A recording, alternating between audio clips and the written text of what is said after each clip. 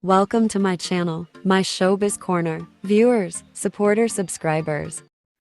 Isa namang Good Samaritan at Concern 18 ang nagbigay ng statement against sa mga bashers, haters at dislikers ng ating The King of P-Pop SB19. Sabi niya na bahagi sa kanyang statement, disliking a person or celebrities or singers is a choice, is a freedom. Pero hate comments, spreading hates like that, misinformation, mocking of someone are not normal. It's abnormal.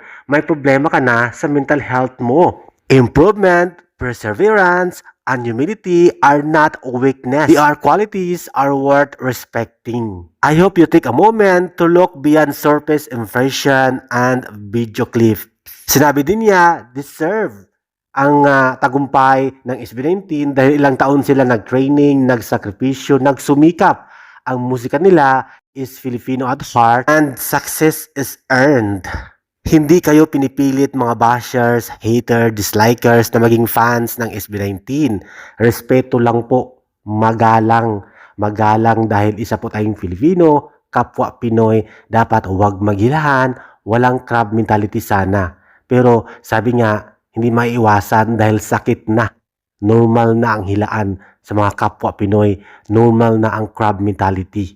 O diba? SB19 represent Filipino culture, Filipino music, Filipino representative. Hindi po kalaban ng SB19. Filipino po sila, hindi po sila masamang tao. They are humble and talented person. Kaya sabi nga, kung bash ka ng bash, bully ka ng bully, ikaw na ang hindi normal. Isa ka ng abnormal, sabi nga nila, may problema ka sa mental health.